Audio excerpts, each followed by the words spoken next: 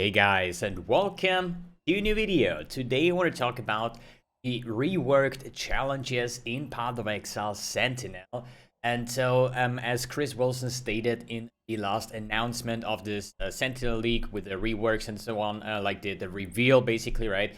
He said that they're gonna rework the challenge system with like better rewards, as well as like easier to access for early on challenges, as well as like way harder challenges when it comes to the last couple pieces, last totems, or at least like most people actually looking for the armor packs. I'm like one of the guys that is actually heavily into collecting these 40 of 40 challenge trophies, which I have like a bunch of those. I think like 13, 14, 15, I don't know how many it already is, but this is like always my thing. I'm done with the league, I have my trophy, see you next league basically, right? And to be honest, like these new challenge reward things look actually very, very fantastic.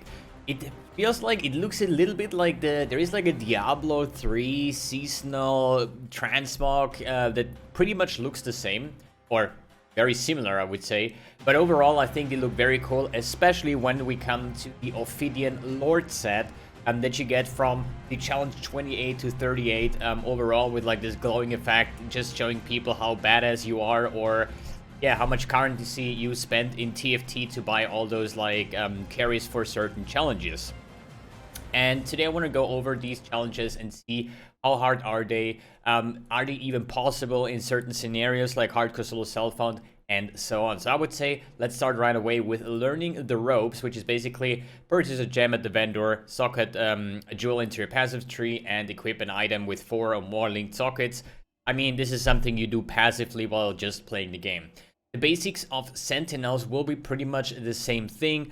So basically, this is not something you have to do early on, even though it says defeat an act boss, which is empowered by Sentinel. But overall, if you just play the league, you will most likely learn how to use those Sentinels, and then you can just like step back into any act boss, make a new instance, and just defeat those, right? Rogue Exile can be a bit tricky, but usually you find a bunch of Exiles. You just, if you say like, I want to do the challenge, right, then you're especially looking out to kill those Sentinels, as well as the Atlas passive tree will give you some nodes, or you can scale some nodes where you get like massive amounts of Rogue Exile, so that shouldn't be any issue. Vendor recipes here: magic boots with at least 10% increased movement speed, an orb of chance, unique item, and skill gem. Basically, there is a vendor recipe site here on the Path of Exile, like the Wikipedia more or less, right? And there you have like magic boots with 10% increased movement speed. Exactly what we need here is basically normal boots with a quicksilver, any rarity quicksilver flask, and an orb of augmentation. You just vendor those to the vendor basically, and you're gonna get your magic boot 10% movement speed. Nothing too fancy. Orb of chance is basically, I think, selling 2 items with the same name. Usually you do this by, yeah, it can happen, especially with like the strong box meta and stuff like that, where you get like mirrored 6 socket items, and then you actually say like, yo, that's 14 jewelers, but no, it's an orb of chance because they were mirrored, they had the same name, and therefore rip, right? Unique item, there is other like vendor recipes where you combine 2 items, like the Lunaris and Solaris shield combined with an orb of fusing and stuff like that. There is multiple ways to achieve that. It's actually pretty easy. Or you just check the vendor recipe, and you will probably find what you're actually looking for. Defeat the act bosses, I mean, that's not a challenge, this is something you do anyways. Then the complete encounters, complete a Valside area, nothing too fancy. Choose an ascendancy, I mean, yeah, you get the idea on how easy those first, I don't know, like 12 or 15, 16 challenges are. You most likely gonna have them by just playing the game without even focusing on it. Then use Sentinels. Use each of the following Sentinels to empower monsters. Thing is, like, it looks like a long list, but to be honest, like, Sentinels, as we know, they have charges, right? You're gonna find those, you're gonna equip those, and you're gonna use those, and you later on gonna combine them as well.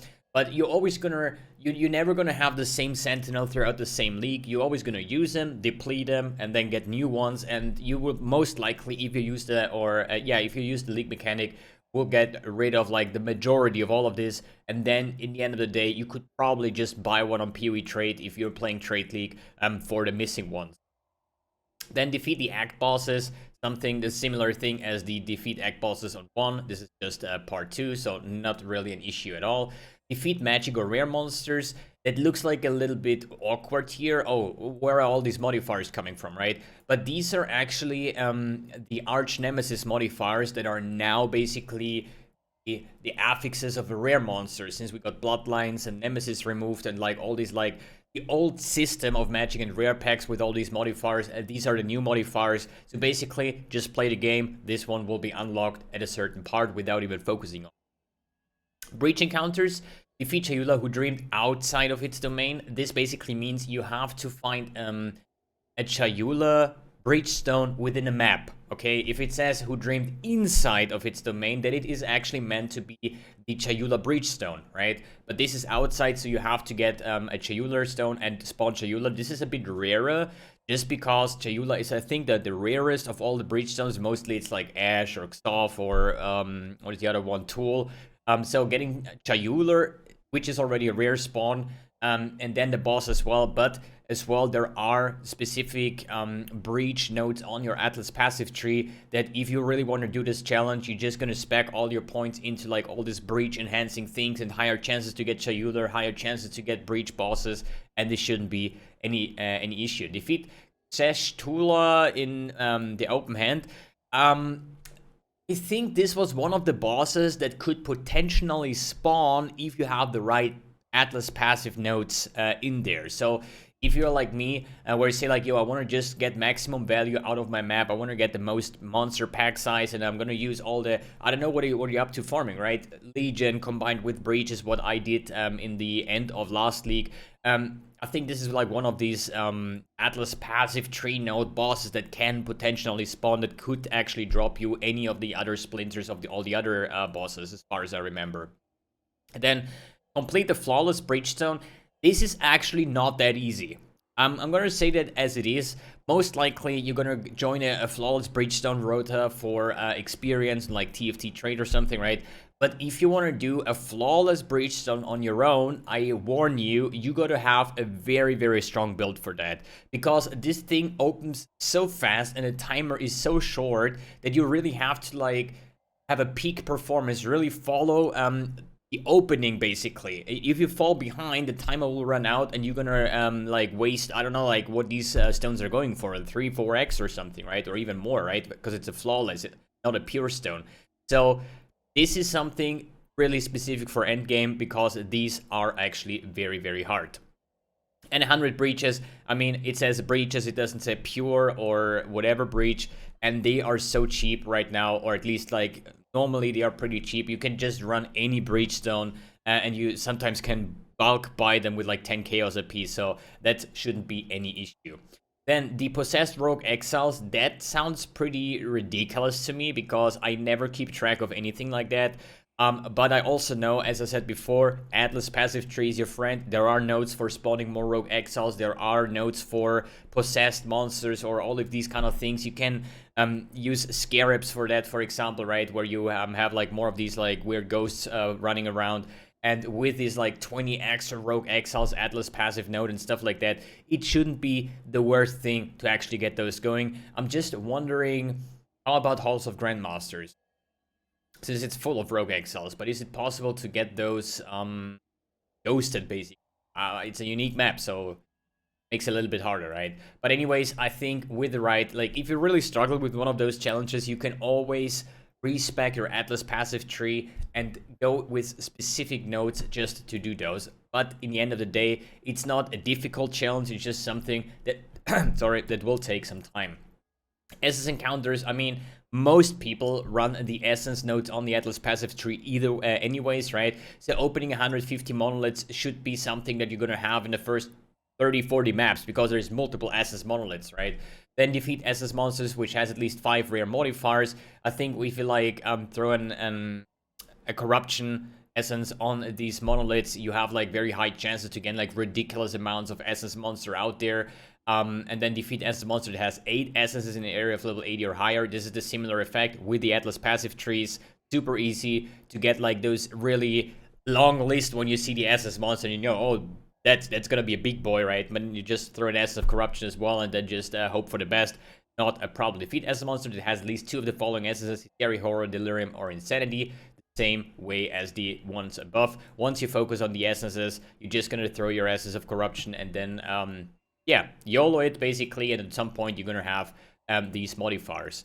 Ascendable Sentinels, this is basically with this like what did they call it? The Sentinel table, whatever. Shit, what was the right word for it? Creator? No. Catalyst? No. This weird tool, right? Shouldn't be hard because you're gonna do, if you play the league, you're gonna assemble things anyways, means combine them, right? With the power core, then Assemble Sentinel can be naturally obtained. I think these are like the unique ones. Rare Sentinels is something you get by combining a certain amount or maybe 2 depleted rare Sentinels, combine them and just hope for getting those 6 modifiers. And assemble a unique Sentinel, as I said, is also like part of another challenge where you have to like use all of the unique Sentinels. So just a matter of time. So now we're gonna come into the part. So I think like up to this point, it's pretty straightforward. Then here, complete the domination encounters. This is like something that is very interesting. So down here we have domination, we have metamorph, we have harvest, we have delirium, and then it's basically all about the uber endgame bosses, right? So I really like that they have specific challenges based on league mechanics or all the league mechanics. So domination, you want to have the map boss, the breach in the wild, the SS monster with the covetous shrine or covetous shrine, whatever it is. And I'm not sure which shrine buff this actually is. It's not something you get from like sextants or something, or was it a sextant? But I'm almost certainly sure there was the in the Atlas passive tree again.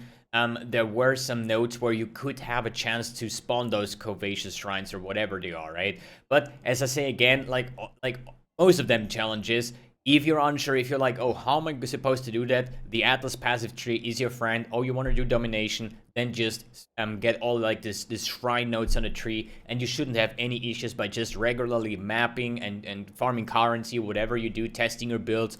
At some point, you're gonna have those unlocked without even paying too much attention.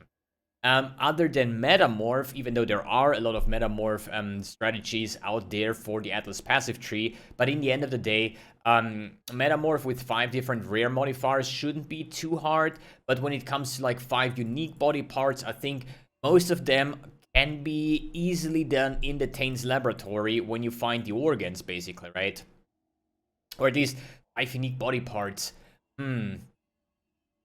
Yeah, should be. I think like most of them can be done in the Tain's laboratory, but I'm by no means any like metamorph specialist. I don't even like metamorph, but I think that's my best guess. But as I said, once you're there, you can definitely like juice up your Atlas passive tree to get those done. Defeat a harvest boss. Harvest is the heart of the grove.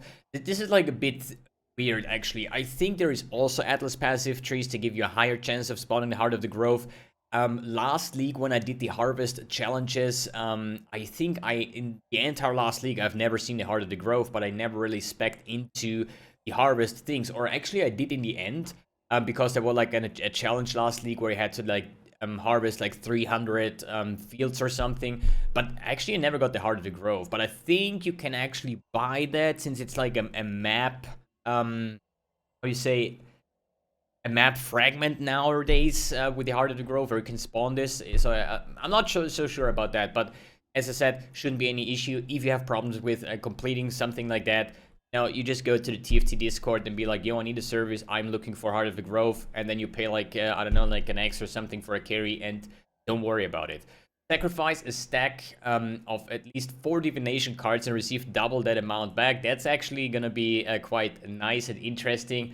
But it's just a div card gamble. Throw in 4, try to get back 8 in the best case scenario. Just do it, just farm up 4 doctor cards, turn them into 8 doctor cards, get a headhunter, and that's it. This is how you make currency. And this is basically something as well with access to the Atlas passive tree. Delirium, defeat a map while delirious. That shouldn't be a problem. It's like just a map boss, Just activate the mirror, just be fast at the end boss, and then just kill it.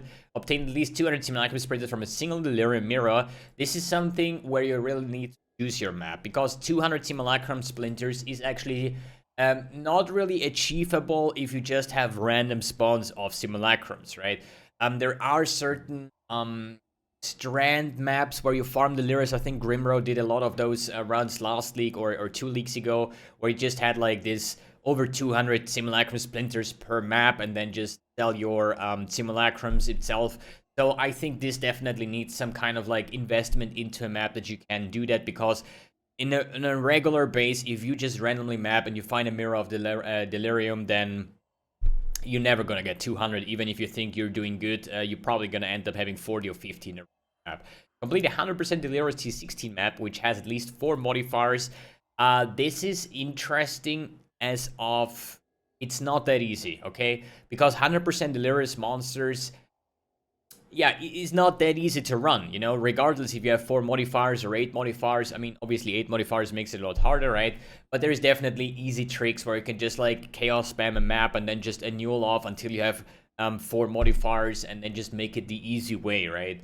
But overall, it's still 100% hilarious, so this is definitely something you should try to do with endgame build. Complete Wave 30 Simulacrum, similar thing. Wave 30 Simulacrum needs a good build, it needs a tanky build, it needs a build that does a good amount of damage. So not something you would probably do in a league starter at any. Good, then use recombinators in each of the following ways. Combine a 6-link item with an enchanted item. This will be changed for whatever reason, but this is basically just use like this catalyst, this tool, this like whatever name that I haven't found out before as well, where you just combine those items to get a certain result. If you have troubles with that, just probably not focus on it too much, because at some point there will be like guides out for that, what you need to achieve those things. But in the other hand, it's just about the core items, not about the outcome, right? Combine a corrupted item with an that has synthesis implicit modifier. Combine an item with a fractured modifier with an item that has been split. So now it is actually pretty straightforward. They say put this in the left side, put that in the right side, challenge done. Put this in the left side, that in the right side, and you're done. So pretty easy. Eldritch altars as well. Map at like Atlas passive tree, always your best friend when doing challenges, because you can opt in either way you need it, right? Oh, I want to have 250 Searing Exile altars with Wrath of the Cosmos allocated. I think this is like one of the new keystones, I would assume. I haven't checked yet, but Wrath of the Cosmos sounds like allocated. That means you have to skill it. So I'm pretty sure this is one of the new keystones where you like empower the Searing X-Arc, and the same here with the Eldritch Gaze. Then defeat a tier 60 map boss in a rare map after having activated at least 6 Searing X-Arc altars in an area with Wrath of the Cosmos allocated. So just click on every altar you find and just hope that you still be able to do the map boss. And here we have the same with the Eater of Worlds with 4 modifiers, which is actually weird. Oh, modifiers that affect the map boss here. And here in an area. So here you just need to activate any altar, whether it's like monster empowerment or boss empowerment. Here it's specifically saying you want to have at least 4 boss empowerments on the Eldritch altar. So pretty straightforward, I guess. Then complete each of the following invitations while they have at least 5 modifiers and are affected by Hate of Hubris. I think Hate of Hubris will be a keystone as well. I'm not sure. I never heard of it, so I guess this should be something new. But that basically means 5 modifiers need a good build because of the extra monster HP, damage, like modifiers and so on. It's not like just run a wide invitation and have it done. But once in the league, when you reach this point where you have a good build, a good defensive, offensive build, you shouldn't have any issues doing any of these challenges at all. Then Cosmic Wounds. This is now the uber endgame bosses, right? The Uber Shaper. Here we have the Uber Cortex because it's item level 85. This is actually interesting because as far as I know, okay, the Shaper, the Cortex, all of these maps are actually 84, okay? As well as the Cyrus and Awakener 9 or something is also area level 84, and this is 85. That means that the boss will actually drop items with item level 87 when it comes to that. Doesn't really matter because above 86 there are no modifiers anyways. But this is like the Uber Shaper, the Uber Cortex, then we have here the Uber Saurus, we have the Uber Elder, we have the Uber, what is this, Maven, and that's pretty much it. So just like every single Uber Endgame boss is going to be a separate challenge. So if you're on a run and you have a good boss killer and you just say like, you know what, today we're gonna defeat all of the uber endgame bosses, you're gonna like have like half of your, or at least like a lot of challenges just completed this way. Good. Let's say here, what is the next thing? Powering the Sentinels, power up all 3 Sentinel slots and reach 30 power units. This is the console. I think it was the console, actually. Console, Catalyst, console, whatever. As long as you progress into the league and you get those experience points by, I think, using the Sentinels or something, or depleting them, or combining them, at some point you're gonna get the units. And so basically just play the league mechanic. This should be done by natural, basically, after some time. Then we have all the Uber bosses. Here, defeat empowered encounters. This is something that I looked over before, which is kind of a bit weird. Defeat a map boss while at least a 50 empowerment. So this is basically specific to Sentinels, where just use the Sentinel in the hardest way possible with empowering a Breach boss, a Metamorph, a Delirium boss, and so on. This was an Uber boss, Atlas Grinds. Yeah, conditionally. These were the challenges what I'm just about to talk about. So complete each of the following Atlas Grinds: 1,000 Searing Exarch altars and 1,000 Eater of Worlds. It sounds a lot, but to be honest, there is like, I don't know, 4 altars on each map. So this makes it a 250 maps, makes it a 500 maps. If you just like blasting your maps either way, the best way to do those kind of challenges, in the point of view, since I do a lot of like these challenges every single league, right? The best way is to start as early as possible with these kind of things. So for me, for example, every time I'm gonna see an altar, I'm gonna click on it, no matter if I want to or not, because I know, hey, there is a challenge where I have to activate 1,000. In the worst case scenario, you're just gonna grind for a month straight, and then you say like, yo, I'm actually done with the league, I don't want to play anymore, let me just quickly finish the challenges and then I'm out of here, right? I'm waiting for next league. And then you see like, oh shit, I need like 900 more Searing Exarch and 800 more Eater of Worlds altars. And then it becomes a struggle because, shit, dude, I need to run at least 400 maps again, right? So the earlier you start with these challenges, the easier they're gonna be. And at some point when you say like, yo, today's challenge day, we're gonna pump up some challenges, you're gonna almost be done with all the challenges if you just like keep that in mind. Maybe you even write them down on a list on League Start, you know, like just have a spreadsheet somewhere. Okay, what do I need to do? 1,000 Exarch, 1,000 this, Rogue Exiles, blah, blah, blah, and then just do them naturally. And defeat 200 Witnessed. The map boss is a bit weird because it's witnessed. It is already witnessed, right? I'm not sure if this is like Maven has to witnesses in this specific map, and then you do the invitation, then you can do it again, or is it just like, yo, it's witnessed and there you go, right? It says on a map like this has been witnessed by the Maven, so I could just run like 200 times the same map, and there you go, right? So this is probably a wording thing, but I would assume that the Maven has to witness this boss at this point when you done the map, and then if you would do the same map over and over again, you have to run the invitations first to be able to witness the bosses again, right? So defeat the Shaper Conditional. This is where the really fun part begins, and this is the part where I would say good luck in hardcore solo self-found, because this is not going to be an easy task. Defeat the Shaper while the Maven is witnessing the encounter without being affected by the Shaper's beam. Means like a super high DPS build or good dodging abilities without detonating any volatile anomalies, and while both Shaper and you are chilled. So this is pretty much straightforward. If you want to make it easy and cheesy, you just have a build that kills the Shaper in like a second or so he doesn't even spawn any mechanics. The Witness is making Shaper a bit harder, but as long as it's not a Maven Uber Shaper kind of thing, maybe the Uber Maven is witnessing the Uber Shaper, that would actually be quite funny. And then while both in Shaper and you are chilled, that actually needs a specific build, maybe self-chill, and like having cold abilities to chill the boss as well, right?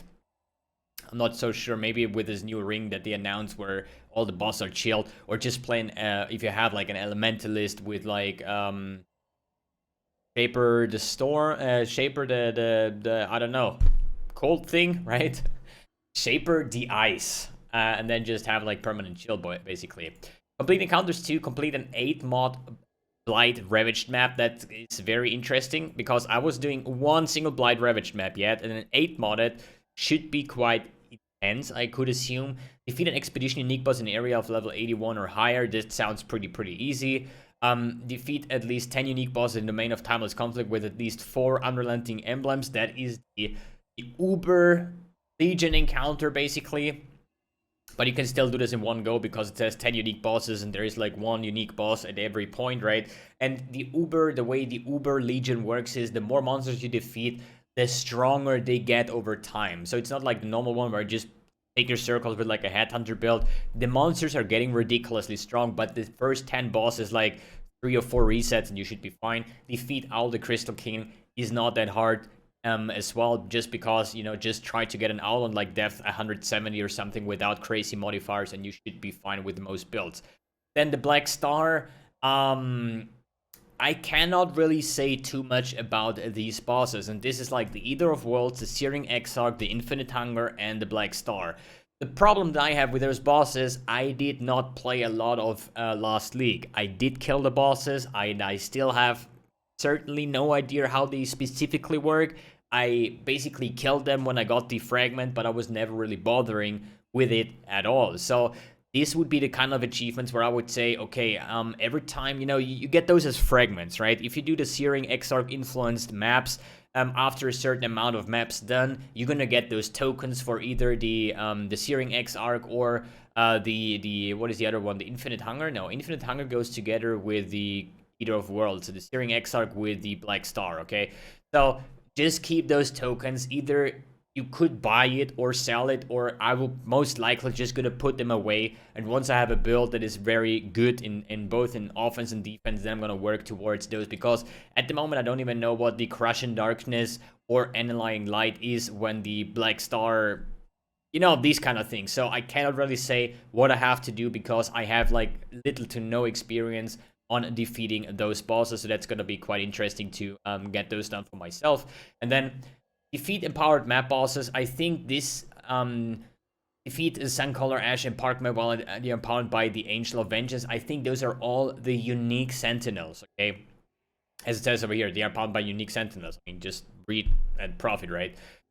Shouldn't be too hard. The thing is, like Chris says, they're going to be very hard to defeat, okay? There's always like a difference between what is a very hard encounter for somebody that plays hardcore solo cell phone, what is a hard encounter for a softcore trade player, and what is a hard encounter for in the sake of the devs. Okay, so we're gonna see how this turns out. I don't think it's gonna be any problem at all. Then Uber Elder Maven, conditionally, it's pretty much the same as the other ones, just this one is something I would know. But there is something that is a bit weird. For example, defeat the Elder in the Shaper Stream, so Uber Elder, right? After defeating 3 Madness Propagators, I have no idea what these are. I think these are like these tentacle dudes that are spawning the void zones on the floor. I would assume, I need to check. But then there is like, fulfilling each of the following conditions. This is something what tells me I need to do all at once, but on the other hand, it's not even possible because without detonating any volatiles, and then after detonating 20 or more volatiles, so these 2 challenges cannot be done at the same part. So I guess like this is just like do it like one by one, basically. One time you're gonna detonate all, one time you're not gonna detonate anything, and then just have it checked, basically. So just do the boss multiple times and you should be able to do those. Same with the Maven, with hitting by Cascade of Pain. I think it's like the freezing bullets that she's shooting. So as I said, the crazier your builds get, the easier these kind of challenges are going to be. And when it comes to the endgame grinds, level 100 as always, then 250 times the Uber Lab Divine Font. So that's not, yeah, for lab runners, not a problem. Defeat 105 mod rare monsters in tier 16 maps. This is something I will probably do passively, just because my plan is just to like hilariously choose up tier 16 maps and just grind them all day long. And then defeat 100 Uber bosses. I think this is quite a time commitment. Maybe in the matter where you say like, yo, we're gonna make a specific boss killer for Uber endgame bosses, and then we make like some Uber carries or something like that, or just make like farming strategies by farming those, because otherwise, you know, if I'm a mapping type of character, I'm definitely gonna do all the new endgame content, but I don't really see myself saying like, yo, this is the best thing I've ever done. I've beaten the Uber Elder, so let's do this 100 times. But hey, maybe. Then Solo Delve 600, this is something I'm definitely gonna do because I really enjoy delving. But this should be quite hard because they revamped the Delph a little bit, right? So like a Delph 400 is as hard as like a 600-700 back in the days, right? Where people went down to like Delph 15,000. So definitely until like 300 or something, every build should be able to do this. When it comes to like 400, 500, this is where it gets tricky, where you probably need to spend more time trying to cruise around certain, how you say, certain nodes, just because you cannot do them because the modifiers are so crazy with like, I don't know how much penetration, you just randomly get one shot all the time. So this could be some time investment, definitely will be some time investment, but still doable. And defeat 200 tier 16 map boss with at least 50 empowerments. This is just like the Sentinel empowerment, and then 200 bosses.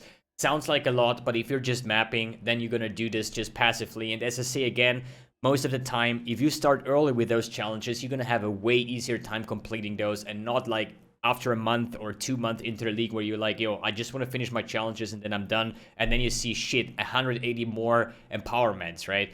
Do this early on and just continuously do it, and then it's not a problem at all. But yeah, this is basically all the new challenges, and like briefly talking about them. I think more than half of them are just passively done. The next other like 30-40% of the challenges will be easily done with just altering your Atlas passive tree based on what challenge you want to do. And they're really hard stuff. I think these needs like really strong builds. Or in the worst case scenario, if you cannot do them, if you don't want to deal with them, you could still potentially just buy them in the TFT Discord, in the serve, in like what do you say, service. Basically, you just like buy those services for boss carries or achievement carries if you really don't want to deal with them at all. But overall, I really like it. I'm looking forward to the grind. I'm looking forward to trying to do all these challenges by myself. But I'm pretty sure this is more like stuff for like 3, 4, 5 weeks into the league. I have a good build, and now let's see if we can do them or not. All right, guys. Thanks for tuning in. Thanks for watching, and see you in the next video.